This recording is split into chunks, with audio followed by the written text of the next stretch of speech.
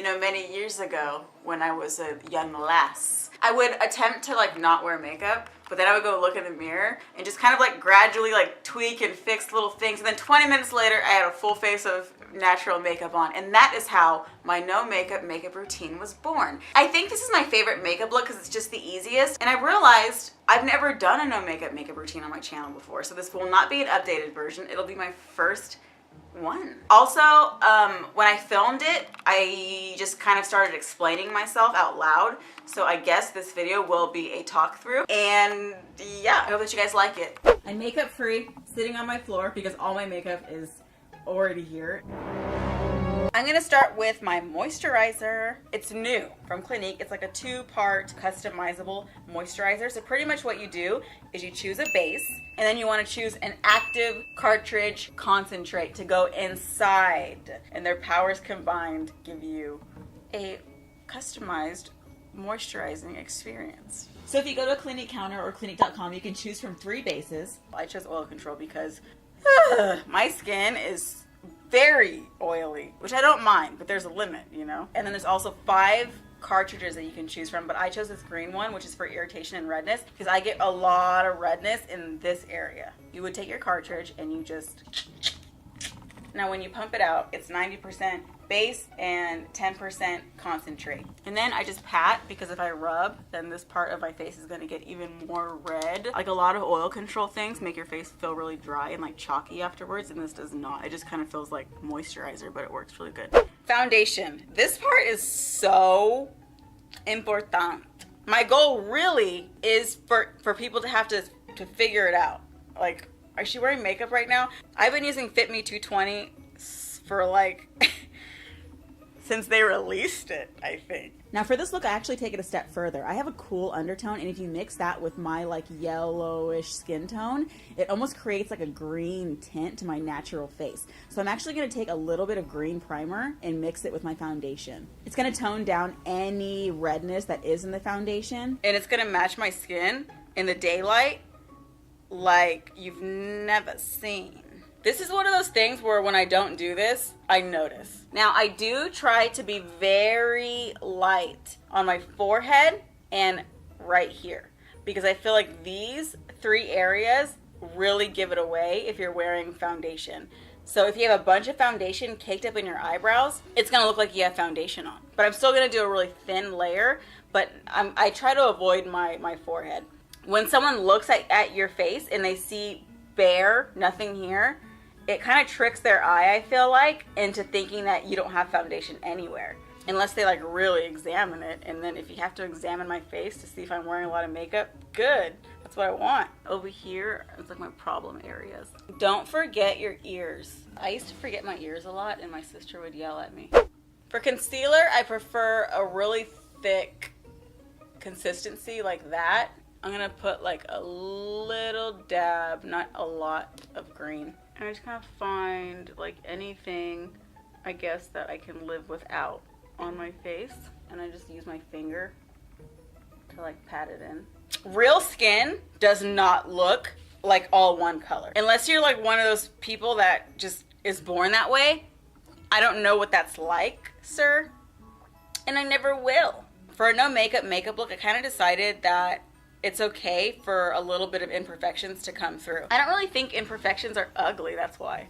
Like when my friends have like breakouts, I don't look at it and think that they look bad. So I think I kind of took that and applied that to myself. And I'm like, whatever. As I like apply way like 3 more layers of foundation. I contour no matter what. I take like a taupe brown color because I feel like that is kind of the color of a face's natural shadowing.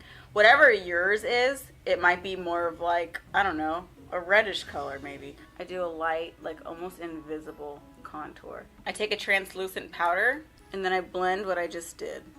So I always want to do like a really, oh my god, I just snorted all that powder.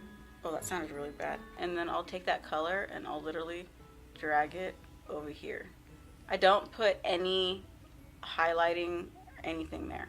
And I'm doing it, I'm trying to mimic, like, you know, like when you see people that have like just that beautiful natural like shadiness, like darkness around their eyes. I think it looks so pretty. And I don't really have that, so I'm trying to kind of like mimic that. Then for the tip of my nose, I prefer like a cream, watery highlighter, not a powder one, because I feel like the texture is a lot more natural. There's like that big debate where it's like brows first or foundation first, and I think I'm a foundation first person. I have red hair, so I use a red brow gel. This is Lime Crime, by the way. It's called Redhead, and it's perfect for me. See up here, there's all these like thinner hairs, you know? So what I'm trying to do is cover those. That's why I'm brushing in this weird direction, but then I turn around and I go like that. So like right here, I have like a little weird bald spot, so I'll just kind of go like that. See, like you'll see a lot of like bareness in here. I leave that. So you have to like leave some stuff not looking perfect, and there has to be a balance of imperfections and flawlessness. It needs to be a balance, because if everything is too perfect and you don't have anything that's out of place, it almost like reveals your secret. So next I'm just gonna do something that to me makes such a big difference, and that is like cheek balm, that clear gel. I just put like a little bit like that. It just looks like skin. Honestly, I can't live without this. This is my bad gal lash. I'm gonna kind of show you how this would look first without false lashes. I had eyelash extensions and I still have some of them stuck in here. That's why I have like no lashes, and then like a big long one, and then none, and then a long one. I don't really have any lashes over here, so I can't really give you any tips there except for grow lashes. After this, what I would do is I would take like, I almost look for like a brownish red color. Almost like this color maybe. Look that. And I just smear it. I just kind of want it to look like you know when you see like a little beautiful child just full of life and happiness still? Like rosy cheeks, rosy lips. Like that's the goal.